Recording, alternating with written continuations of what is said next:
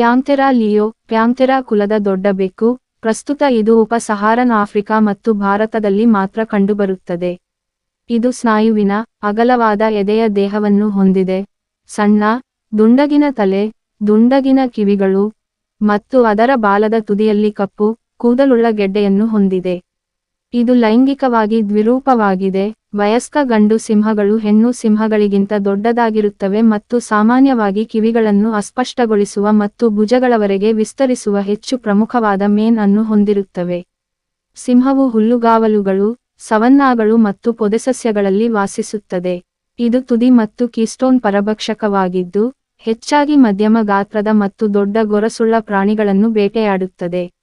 ಇದು ಸಾಮಾನ್ಯವಾಗಿ ಇತರ ಕಾಡು ಬೆಕ್ಕುಗಳಿಗಿಂತ ಹೆಚ್ಚು ಹಗಲಿನ ವೇಳೆಯಲ್ಲಿ ಚಲಿಸುತ್ತದೆ, ಆದರೆ ಕಿರುಕುಳಕ್ಕೊಳಗಾದಾಗ, ಅದು ರಾತ್ರಿ ಮತ್ತು ಸಂಜೆಯ ಸಮಯದಲ್ಲಿ ಸಕ್ರಿಯವಾಗಿರಲು ಹೊಂದಿಕೊಳ್ಳುತ್ತದೆ.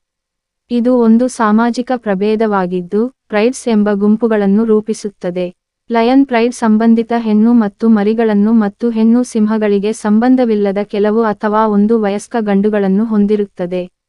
ಹೆಣ್ಣು ಸಿಂಹಗಳ ಗುಂಪುಗಳು ಸಾಮಾನ್ಯವಾಗಿ ಒಟ್ಟಿಗೆ ಬೇಟೆಯಾಡುತ್ತವೆ. ವಯಸ್ಕ ಗಂಡುಗಳು ಸಾಮಾನ್ಯವಾಗಿ ಪ್ರೈಡ್ನಲ್ಲಿ ಆ ಸದಸ್ಯತ್ವವನ್ನು ಉಳಿಸಿಕೊಳ್ಳಲು ಅಥವಾ ಪಡೆಯಲು ಸ್ಪರ್ಧಿಸುತ್ತವೆ.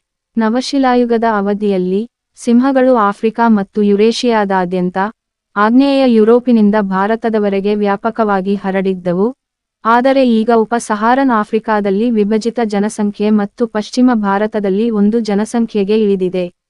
1990 ರ ದಶಕದ ಆರಂಭದಿಂದ ಆಫ್ರಿಕನ್ ದೇಶಗಳಲ್ಲಿನ ಜನಸಂಖ್ಯೆಯು ಸುಮಾರು 43% ರಷ್ಟು ಕಡಿಮೆಯಾಗಿದೆ ಎಂಬ ಕಾರಣದಿಂದಾಗಿ 1996 ರಿಂದ ಇದನ್ನು IUCN ಕೆಂಪು ಪಟ್ಟಿಯಲ್ಲಿ ದುರ್ಬಲ ಎಂದು ಪಟ್ಟಿ ಮಾಡಲಾಗಿದೆ. ಗೊತ್ತುಪಡಿಸಿದ ಸಂರಕ್ಷಿತ ಪ್ರದೇಶಗಳ ಹೊರಗೆ ಸಿಂಹಗಳ ಸಂಖ್ಯೆ ಅಸಮರ್ಥನೀಯವಾಗಿದೆ. ಅವನತಿಯ ಕಾರಣವನ್ನು ಸಂಪೂರ್ಣವಾಗಿ ಅರ್ಥಮಾಡಿಕೊಳ್ಳಲಾಗಿಲ್ಲವಾದರೂ, ಆವಾಸಸ್ಥಾನ ನಷ್ಟ ಮತ್ತು ಮಾನವರೊಂದಿಗಿನ ಸಂಘರ್ಷಗಳು ಕಳವಳಕ್ಕೆ ಪ್ರಮುಖ ಕಾರಣಗಳಾಗಿವೆ.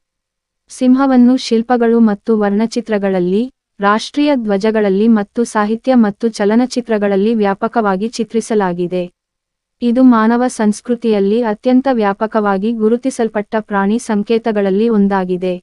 ರೋಮನ್ ಸಾಮ್ರಾಜ್ಯದ ಕಾಲದಿಂದಲೂ ಸಿಂಹಗಳನ್ನು ಪ್ರಾಣಿ ಸಂಗ್ರಹಾಲಯಗಳಲ್ಲಿ ಇರಿಸಲಾಗಿದೆ ಮತ್ತು 18ನೇ ಶತಮಾನದ ಅಂತ್ಯದಿಂದಲೂ ಪ್ರಪಂಚದಾದ್ಯಂತದ ಪ್ರಾಣಿಶಾಸ್ತ್ರೀಯ ಉದ್ಯಾನಗಳಲ್ಲಿ ಪ್ರದರ್ಶನಕ್ಕಾಗಿ ಹುಡುಕಲಾದ ಪ್ರಮುಖ ಜಾತಿಯಾಗಿದೆ.